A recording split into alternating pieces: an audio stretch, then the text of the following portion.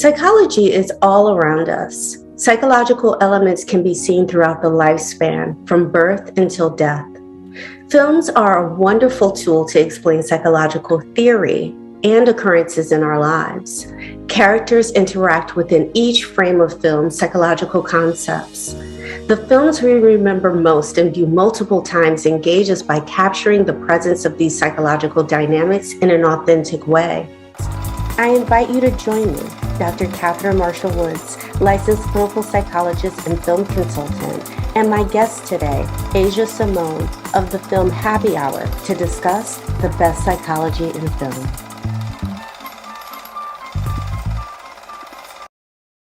Today, we are fortunate to have Miss Asia Simone. Asia, how are you doing? I'm doing so good. I'm excited to be here. Well, I'm so glad to have you. It was such a great opportunity to meet you at the Academy Museum while in LA. And right now you're in LA currently, right? Yes, I am. Okay. Well, one of the things that, I think is so great about your film Happy Hour is that it features not just you, your music, but also your community as well. But let's start first with you. Tell us a little bit about what you do. Well, I'm a singer-songwriter with also a musical theater background. Also trying to get into voiceover acting, working on a few scripts. It's off and on with those, but mainly singing and writing. I've been playing the ukulele for about, oh my gosh, I want to say maybe 8-9 years now. But yeah, Happy Hour was my first big project. I did it during the pandemic since we all had so much time on our hands, but it's a very special project to me. And hopefully I get to work on some other cool things this year or in the future. Well, Happy Hour is such a unique film, honestly, because it gets to feature you in a character, but it also gets to feature numerous songs that you have created, and it follows a storyline as well. Tell me about the inspiration of this film. What had you craft this? So I honestly, when I did the album, I don't think I went into it thinking like, we're going to do something as big as that. I truly thought like, hopefully we get to do a music video. But I really wanted to just kind of show people what goes on in my brain. And a lot of it is very much inspired by like cartoons, and we pulled a lot from like Mr. Rogers' Neighborhood, Sesame Street, that kind of style of like talking to the camera and breaking the fourth wall. And the whole thing is improvised. We don't have a script or anything. So story-wise, we were really just like playing around. And it was so fun to film. And we did it all in the living room in our apartment. But it was so interesting to work on it. I think the more we thought about Mr. Misery, the story just kind of flowed. And Mr. Misery came about actually a long time before I even worked on Happy Hour. It was a song I did, and I don't think I ever put it out, but it's called Mr. Misery and the Lonely Girl. And that was the first time I even thought of him. And then back to in 2020, when I was working on the album, I was like, I want to bring him back because I thought it was so interesting to kind of have this character representing like my anxiety, my depression. And I was like, it'd be cool to explore that. And I talked to Ryan a bit more. We were brainstorming for probably a couple months on the video itself. And I'm really happy with how it turned out. I think it's so weird. And in my words, it's very spoopy and very, very me. Ryan DeForeest, director, producer of this film, yes? Yes. Okay. Dear friend of mine.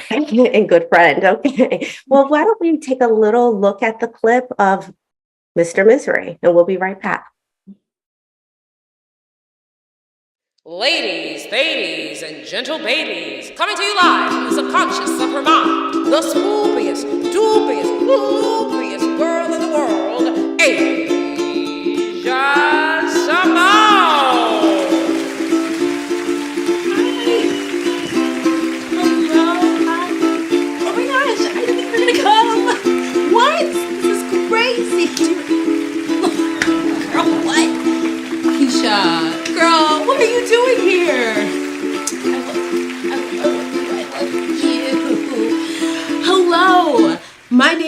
Simone, and this is Happy Hour.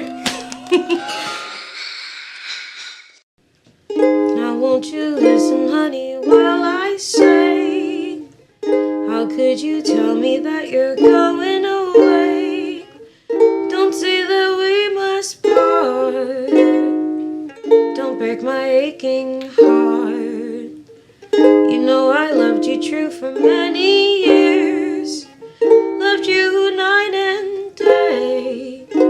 Oh, honey, baby, can't you see my tears? Listen while I say, after you've gone and left me crying, after you've gone, there's no denying you'll feel blue, you'll feel sad, you'll miss the bestest pal you ever had. There'll come a time, don't forget it, there'll come a time, you'll regret it someday. When you grow lonely, your heart will break like mine. You'll want me only after you've gone away. All right. Mr. Misery is fantastic. You said you had created him a long time ago. What about him was intriguing to you? When I first thought about him, I always kind of picture him as like, I don't know if you're familiar with the film The Babadook. Like that was a very heavy inspiration of him, but trying to give him a bit more like pizzazz, make it very, like cartoony, musical theater-ish, like pulling from Cabaret with the MC. And I just wanted some sort of physical representation of this kind of darker feelings inside of me. And that's who I pictured. In the song I originally wrote about him, it was kind of like him coming after me and no one else being able to pull me from that.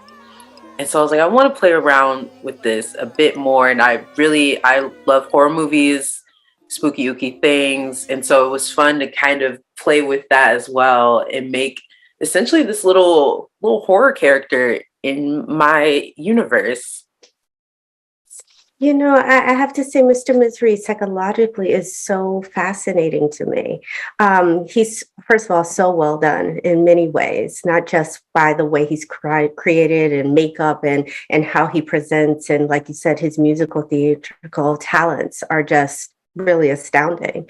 But also psychologically, he's interesting because he's a companion that follows someone along the way, that misery is adopted into someone's life. I mean, he's found on a playground, right? Mm-hmm. He isn't necessarily just a part of a person necessarily. It's something that's found, adopted, and then is kind of with an individual in a reliable way. And sometimes at moments that are very inconvenient, coupled with the impact that he has is pretty aggressive and violent in many ways. And so does, let's say, this character in Happy Hour recover from Mr. Misery? I want to say yes, but I don't think so. And that's only because the songs I've been working on lately, my mind still feels like he's there. He's just he'll always be there. And I think there is a point where he finally just kind of takes over the character of Asia. But I think he's still there in the end, I feel like. And that is also, I think, the beauty of this film is that misery is still there, honestly, because generally humans do feel miserable at times. It's a normal way of feeling, and it comes and goes or can come and go, but it will always generally be within us, just like happiness will always be within us, and sadness is always generally within us as well. It's integrated and it's not always present, but it is still always there. And that's one of the things that I really liked about Happy Hour, is that it didn't give this end result that seemed unrealistic, is that Mr. Misery's there. Now what to do with it? Now for you, you mentioned that Asia is still overcome by it within Happy Hour. But I guess the quest would be for most individuals is how to be able to integrate Mr. Misery so he's maybe smaller, the way that he was found on the playground as being super tiny rather than huge and lifelike. Mm-hmm.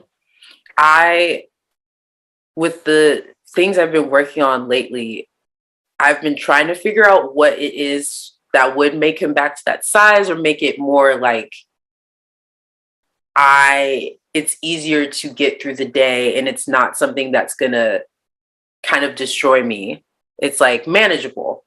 And I feel like it's very cheesy, but I think it has a lot to do with just like loving yourself. And that's what I'm kind of trying to find in these new songs. But I've never been the one to write anything happy. It's still always kind of very sad. But like this song, After All, that I just did for a video, it's kind of this idea of trying to find love in other people, and maybe you'll feel better about yourself.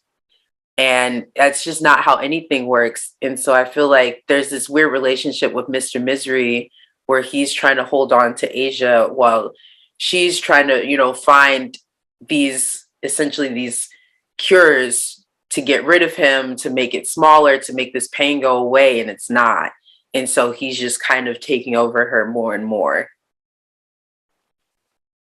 Yeah, again, I do think that the way that Mr. Misery is enacted within this film is really helpful for people to be able to hopefully align with Asia within this film, that individuals can overcome misery, but many times do not. And the damage that Mr. Misery can cause along the way is really visible.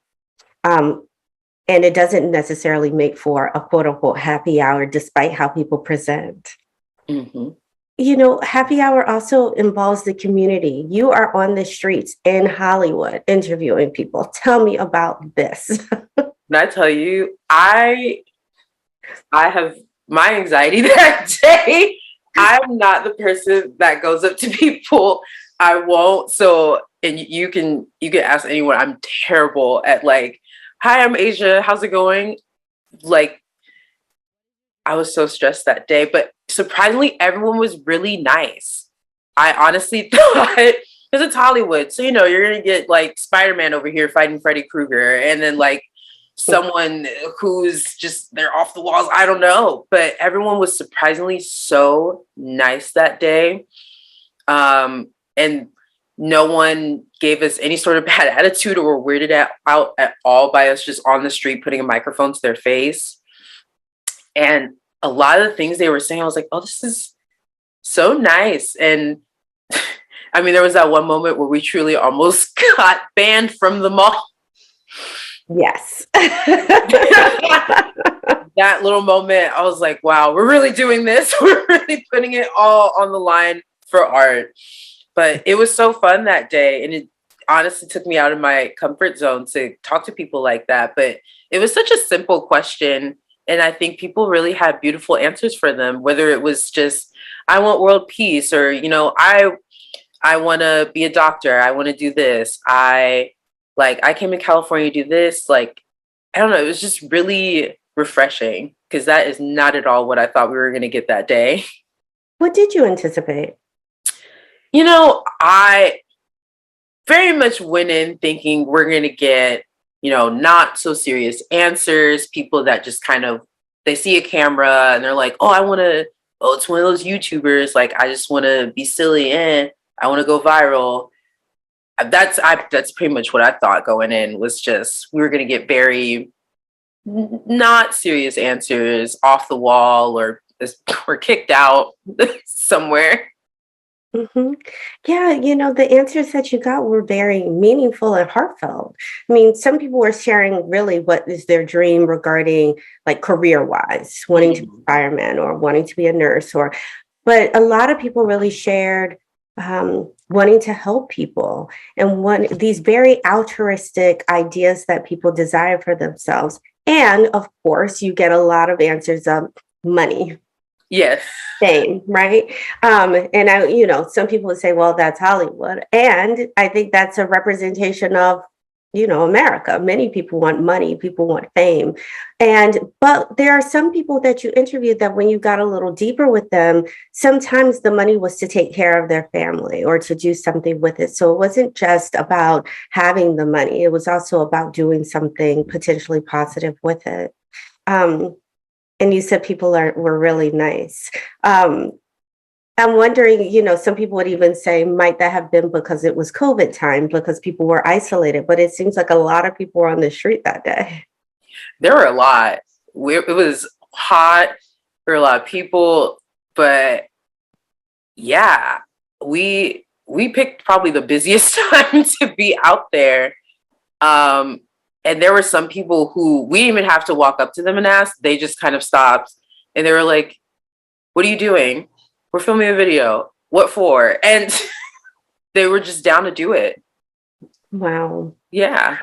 Well, one of the things that luckily Happy Hour gets to see and, is actually document a little bit about the pandemic. I mean, everyone that you are interviewing generally has on a mask outside even.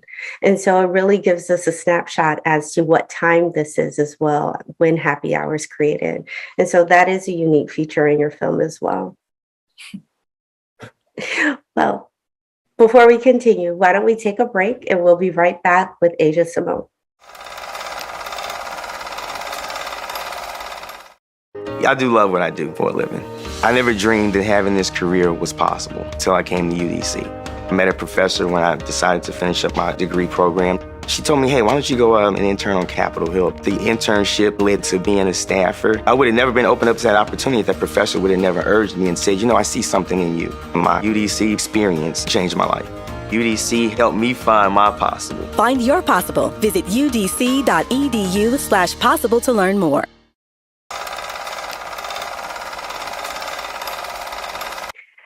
Asia, we have had the lovely opportunity to interview you regarding your film Happy Hour that features you as a creative individual, an actor, as well as a wonderful ukulele player and singer and songwriter. And we talked a little bit about how this film was inspired, but you also have shared that we actually have the luxury of having your director and producer available to ask him questions as well. Mr. Ryan DeForeest, correct? Hey, what's going on? Oh, wow. That's one of the puppets. As for the audience watching this, when you see Happy Hour, this will all make sense where this puppet. You puppets, love it. Yeah. Welcome, all three of you. 4 of us. Ryan, how do you know Asia and how did the two of you connect? So I know Asia through a mutual friend who's also one of our roommates. And I think the first time I met Asia, I thought she was so interesting. I just thought everything about her just, there was an essence about her that I just gravitated towards. And then I learned she made music. And then once we started living together, we really started to kind of formulate the idea for this film. And yeah, and it was a great process. We're both very collaborative with each other, and we also can tell each other the truth of like, oh, this idea doesn't work, or this, this feels strange, or like, we're very open and in talking about how we feel about things. And so, yeah, it's been a great journey. I've loved knowing this one for a while. So, how long has it been? It's been like, has it almost been? I've known you since 2016. Yes, maybe 2016, 2015. Yeah, so a good 8 or 9 years. Yeah. Yeah. Wow. So I'm sure the two of you do know how to collaborate well with each other and communicate what's in your mind to make it actually come out within the film. Yeah, I mean, before Happy Hour, we did a lot of just like smaller videos of like just her performing songs, her applying for like competitions, singing competitions. And so that kind of got our wheels, our gears turning in terms of how we wanted to go about making happy hour, which I don't think either of us expected to make like 30 minutes of happy hour, but yeah, it was such a beautiful way of getting into that. Asia indicated that really happy hour is a way to give the audience a view into her mind, which, is extraordinarily vulnerable as a creative to do. And yet, Asia, you indicated that going up to people and saying, "Hi, my name's Asia," was anxiety provoking, yet you allow everyone into your mind through happy hour. How is that made more comfortable for you? I honestly cannot explain. I don't know why I've always been very anxious. Even when you came up, or when I was talking to you in the museum, like doing stuff like that, for some reason, it gives me anxiety to approach people. But I don't know why. Whatever, it's like a camera's on me, I'm fine. She's an actress. Actress I through like and through. attention. Yeah. I like attention, but only to a certain point. Right. Otherwise, I'm kind of shy. I'm kind of quiet. I think there's always going to be that little bit of me that's like, ooh. But I just think happy hour, I was able to just really be silly, be goofy. Yeah. But, walking up to people on the street, it was different because I also didn't know how people were going to react to that. Right. So it was like, hopefully you're not gonna get mad or be weird. Now, after knowing Ryan for this long, does he bring out some of that confidence in your ability to be able to do this work? Yes. And it's crazy because like happy hour I think it was big for both of us, but it was also a way for both of us to kind of get out of our comfort zone. And I'm like, in my personal and my professional life, I'm a pusher. Like I always try to push people to be the best that they can be. And so I did kind of push Asia to do a lot of things that felt weird to her or felt out of character for her. But again, like she said, once she's in front of a camera, like it turns on. She's an actress through and through. And yeah, it was beautiful. And whose idea was it to do the street on Hollywood? Was it me? I think it was you because we were like, we should do a Billy on the street. Oh, thing. we were watching Billy Eichner, yes. And we were like, oh, let's kind of do this, but for us, because we don't, Billy, it's great that we can see like a gay man on street kind of interviewing people with this crass kind of humor and personality, but I think it elevates it when you put a Black woman in the center of that and you give her the chance to shine. And she did an amazing job, even though she felt so anxious about it. I felt anxious about it, but I can only imagine what it was like putting the microphone in front of people. But some people, like that little girl, came up to us while we were filming. Yeah. And she was like, "Hey, what are you doing? I want to be a part of this." There's just that thing of people wanting that attention. And like you said about the time of COVID, it was like people were locked in. So they wanted to come out of that and just express themselves more. Asia, with expressing themselves more, this provided you a wonderful platform to do that. And again, be able to share these vulnerable aspects of who you are, not just like Mr. Misery, but also the puppets. We can talk about them since they've now been, introduced to us, right? Thank you.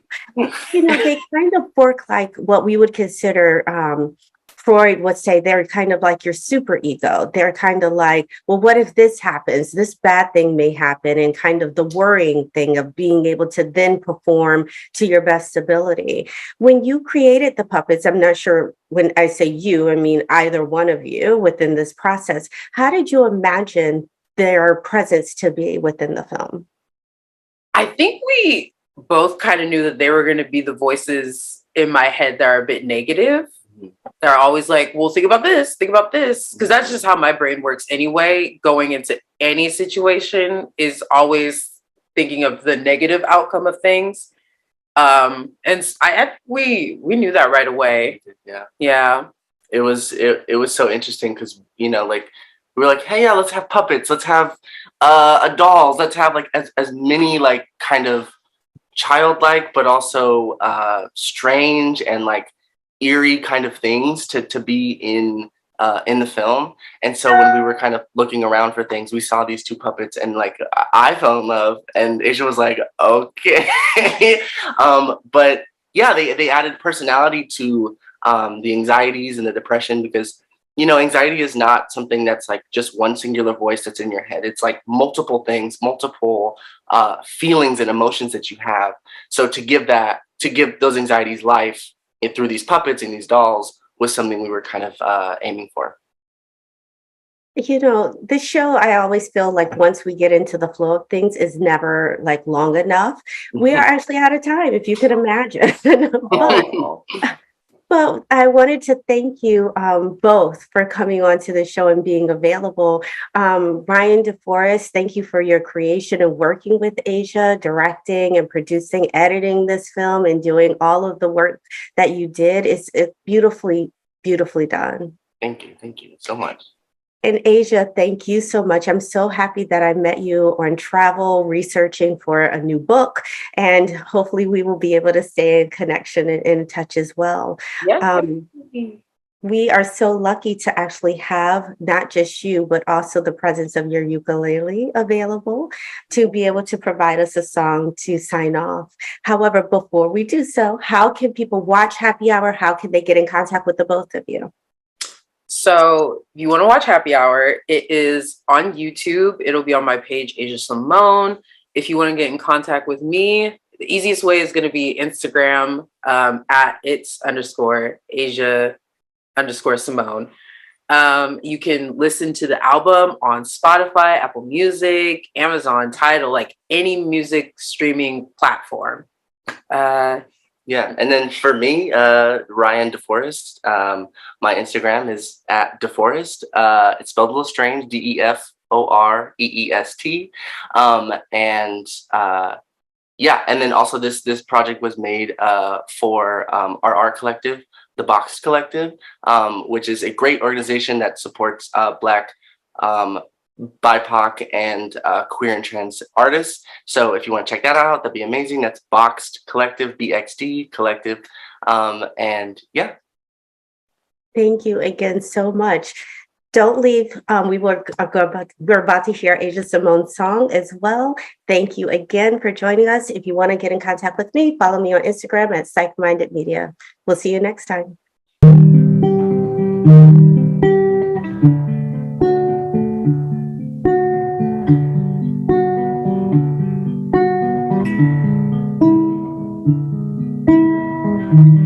Maybe we were doomed from the start. I've gotten used to this old broken heart.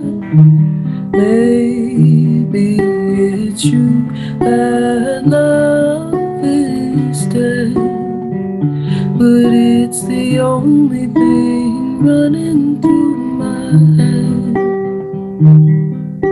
And maybe your story wasn't meant for me after all. After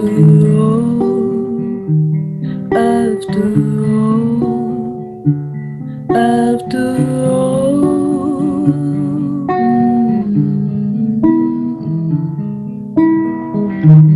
You don't have to pretend anymore. I've always known that you were never really sure, and I held on to the good times. I just wish that we had more, but it's simple as can be, that we're never meant to be after all.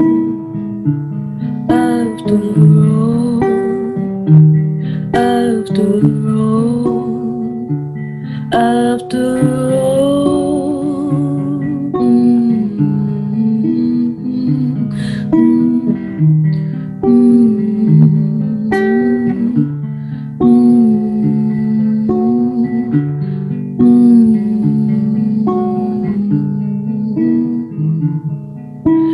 It's hard to see the red when the world is rose-colored. It's hard to say goodbye when all you have is each other.